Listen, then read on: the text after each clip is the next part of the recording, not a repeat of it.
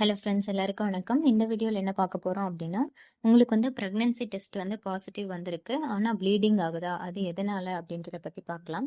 நீங்கள் வந்து ப்ரெக்னெண்ட்டாக இருக்கீங்க, இருக்கும்போதும் ப்ளீடிங் ஆகலாமா அப்படின்னு கேட்டால், ஆமாம், கண்டிப்பாக ப்ளீடிங் ஆகிறதுக்கு வாய்ப்பு இருக்குது.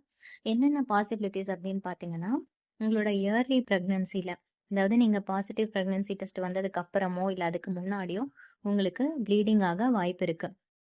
ஒன்று வந்து பார்த்தீங்க அப்படின்னா, பாசிட்டிவ் சைனாக இருக்கலாம், இன்னொன்று வந்து நெகட்டிவ் சைனாகவும் இருக்கலாம். ஸோ மைல்டு ப்ளீடிங் இருக்கிறதுக்கான வாய்ப்புகள் இருக்குது. இது எல்லாருக்குமே இருக்குமான்னு கேட்டிங்கன்னா எல்லாருக்குமே இருக்காது.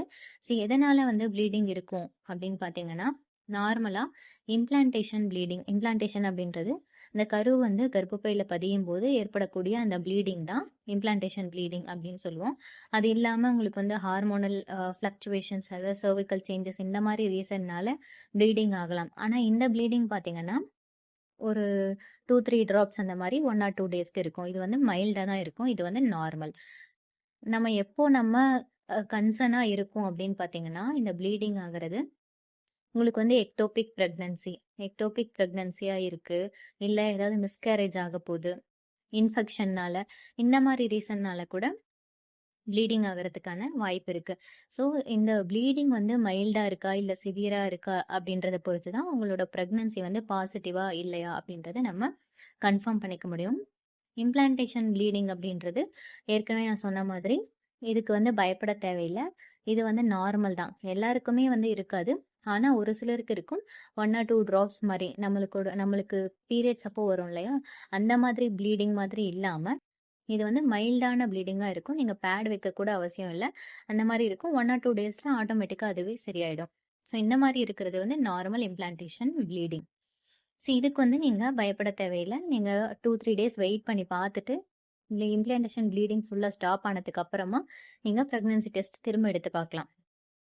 அப்படி இல்லாமல் உங்களுக்கு சப்போஸ் எக்டோபிக் ப்ரெக்னன்சியாக இருக்குது அப்படின்னா, அதாவது உங்களோட உருவான கரு வந்து கர்ப்பப்பையில் பதியாமல் வேற அவுட் சைடு கர்ப்பப்பையோட வெளிப்புறத்துல வளர ஆரம்பிக்குது அப்படின்னா அதை வந்து எக்டோபிக் ப்ரெக்னன்சின்னு சொல்லுவாங்க.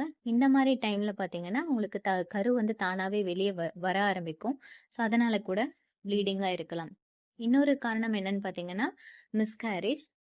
ஸோ மிஸ்கேரேஜ்க்கு இதுதான் பர்டிகுலர் ரீசன் அப்படின்னு சொல்ல முடியாது, நிறைய ரீசன் இருக்கும். நிறைய ரீசன்னால மிஸ்கேரேஜ் ஆகிறதுக்கான வாய்ப்புகள் வந்து இருக்கும்போது உங்களுக்கு ப்ளீடிங் ஆகுது அப்படின்னா அது வந்து ஒரு நெகட்டிவ் சைனை நம்ம எடுத்துக்கலாம். இந்த மிஸ்கேரேஜ் அதுக்கப்புறம் எக்டோபிக் ப்ரெக்னன்சியில் உங்களுக்கு ஆகக்கூடிய ப்ளீடிங் எப்படின்னு பார்த்தீங்கன்னா, நமக்கு பீரியட்ஸில் ஆகும் இல்லையா, அந்த மாதிரி ப்ளீடிங் ரெட் கலர்லேயே இருக்கும்.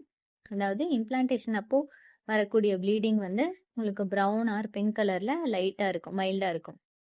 அதுவே உங்களுக்கு வந்து சப்போஸ் பிரைட் ரெட்டாவோ இல்லை பீரியட்ஸ் டைமில் வரக்கூடிய மாதிரி ஃப்ளோ அதிகமாகவோ, அதாவது நீங்கள் பேட் வைக்கிற அளவுக்கு ஃப்ளோ அதிகமாக இருக்குது, இல்லை கிளாட்டாக வருது, இந்த மாதிரி இருக்குது அப்படின்னா இது ஒரு கன்சர்ன். அது மிஸ்கேரேஜாக கூட இருக்கிறதுக்கு வாய்ப்புகள் இருக்குது. ஸோ இப்படி இருந்தால் நீங்கள் என்ன பண்ணணும் அப்படின்னு கேட்டிங்கன்னா, உங்களுக்கு வந்து ப்ரௌன் டிஸ்சார்ஜ் இருக்குது அப்படின்னா அது இம்ப்ளான்டேஷன் ப்ளீடிங். நீங்கள் 2-3 டேஸ் வெயிட் பண்ணி பார்க்கலாம், பயப்பட தேவையில்லை. அதுவே உங்களுக்கு வந்து ப்ளீடிங் ஃப்ளோ அதிகமாக இருக்குது, பீரியட்ஸ் மாதிரியே எனக்கு ப்ளீடிங் ஆகுது, ஆனால் எனக்கு பாசிட்டிவ் டெஸ்ட் வந்திருக்கு, அதுக்கப்புறம் இந்த ப்ளீடிங் இருக்குது, கிளாட்டாக இருக்குது அப்படின்னா நீங்கள் இம்மிடியட்டாக வந்து டாக்டரோட அட்வைஸ் கேட்டுக்கிறது ரொம்பவே நல்லது. ஸோ இது வந்து சில இன்ஃபெக்ஷன்னாலேயோ இல்லை வேற ஏதாவது ரீசன்னாலேயோ கூட இந்த ப்ளீடிங் இருக்கலாம். எப்படி இருந்தாலும் உங்களுக்கு ப்ளீடிங் அதிகமாக இருக்குது, பீரியட்ஸ் மாதிரி இருக்குது, ஹெவியாக இருக்குது அப்படின்னா நீங்கள் கண்டிப்பாக இமீடியட்டாக டாக்டரை பார்க்க வேண்டியது ரொம்பவே அவசியம். ஸோ உங்களுக்கு பாசிட்டிவ் ப்ரெக்னன்சி டெஸ்ட் வந்ததுக்கு அப்புறமும் கூட உங்களுக்கு ப்ளீடிங் ஆகிறதுக்கு வாய்ப்புகள் இருக்குது. அது இம்ப்ளான்டேஷன் ப்ளீடிங்காகவும் இருக்கலாம், இல்லை நான் சொன்ன மாதிரி மிஸ்கேரேஜாகவும் இருக்கலாம். மைல்டாக இருக்கும்போது பயப்பட தேவையில்லை. அதுவே ஃப்ளோ அதிகமாக இருக்குது அப்படின்னா நீங்கள் கண்டிப்பாக டாக்டர் செக்அப் பண்ணிக்கிறது ரொம்பவே நல்லது. ஸோ இந்த வீடியோ கேட்ட எல்லாருக்கும் ரொம்ப நன்றி. ஏதாவது டவுட் இருந்தால் கமெண்ட்ஸில் கேளுங்க. நம்ம சேனலை சப்ஸ்கிரைப் பண்ணலன்னா சப்ஸ்கிரைப் பண்ணிக்கோங்க. தேங்க்யூ.